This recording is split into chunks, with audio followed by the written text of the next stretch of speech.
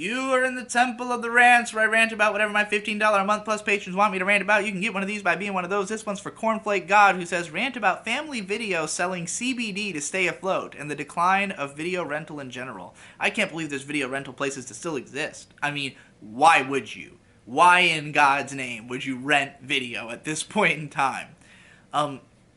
In my family, video rental was always, I think, more of a burden than a blessing.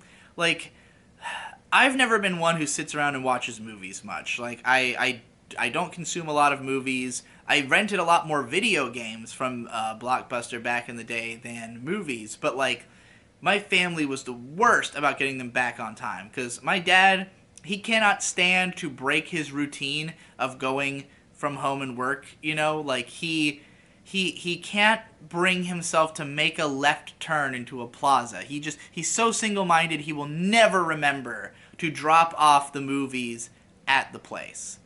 And so we always would have late fees on everything we rented because it would never get returned. And I still have a copy of Metal Gear Solid: The Twin Snakes that we rented and just didn't take back. And I think that might have been the end of our relationship with Blockbuster, that my dad had, like, late fees so high that he just didn't go back, you know? Like, definitely as a kid, it was kind of imperative because, like, my family couldn't afford to buy video games, like, ever. So, you know, we just rented most of the games that I played. It was very rare that we actually bought a game. This is like the N64 era, you know. Eventually, like in the GameCube era, we had enough money that we could buy GameCube games, and by this point, rental was on the way out. GameCube never had a strong presence at Blockbuster anyways, so like you could rarely find games that were actually interesting there. But, you know, in the N64 days, that was the main period I remember doing a lot of game rental. But yeah, like, it's so expensive. It's like you rent it for what is basically a fourth the cost of buying it, but you only have a week. If you ever want to watch it again, you can't. You have to return it within a certain amount of time, or else you start getting hit with overtime fees. I don't know. I think there's a lot of people who can do it responsibly, but it was just done so poorly in my family that I was like, never. I would never do this because I don't trust myself to get this stuff back on time. Like, I don't trust myself to not have late fees.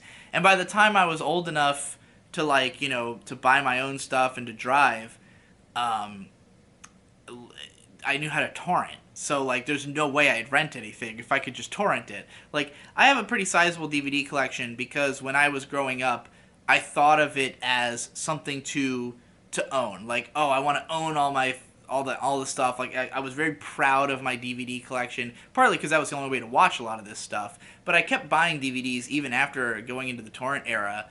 But eventually I came to despise the medium of DVDs so much. I mean, listen to Whirling Dervish episode 2 to hear me rant about that, that I cannot bring myself to buy them anymore because I just see it as a huge fucking waste of money. Like, I look at DVDs and they make me angry. So I don't have that feeling. Like, a lot of the people who responded to that Whirling Dervish were like, oh, but it looks so nice on my shelf. I like having this pretty collection. And I'm like, I look at it and I just see nothing but wasted money and misery, you know? And it doesn't help that all my sets are incomplete. But, so anyway, rental video.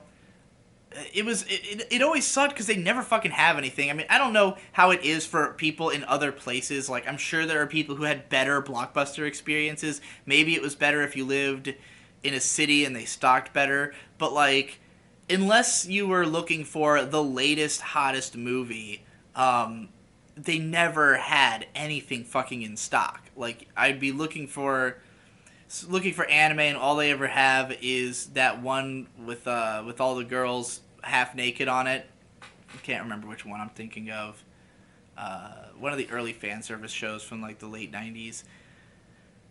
Just like, yeah, I remember just every time I'd go, I'd be disappointed. I'd always have something in mind I wanted to rent, and they would never have it. And then you'd go to GameStop, and they'd have it, and you'd be like, well, you know, if I want to play it, I'm going to have to buy it because they ain't got it at the goddamn rental store. Maybe it doesn't help that my tastes are obscure, so the things I wanted to rent were not available to rent. But yeah, I mean, so I guess rental pretty much moved to like Redbox, which still is around. People still rent DVDs and take them home and bring them back the next day, I guess. I don't understand it. I have torrents. I have no reason to go rent anything. It seems totally asinine to me. Like, the thought never crosses my mind. I never think, ooh, what if I rented a movie or bought a movie? It's like, no. If I'm not going to the theater to see it, I'm watching it on fucking Putlocker or whatever.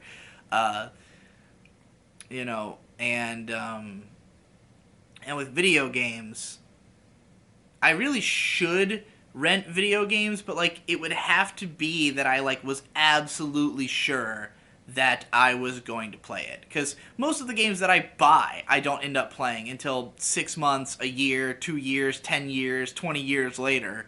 So I've always been afraid, like, if I rent this game, I'm just going to be throwing the money away because I'm not going to end up playing it.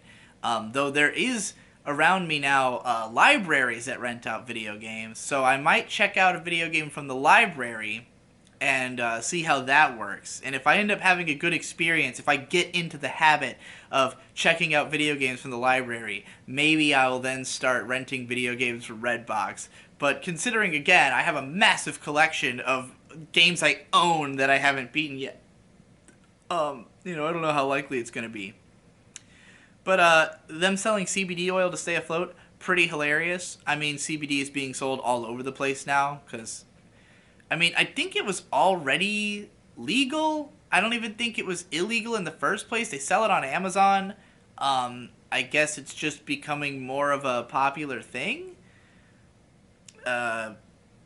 It's good. It's good for your it's good for your anxiety. Good for your physical ailments. So, yeah, go buy some CBD from your local Family Video, I guess.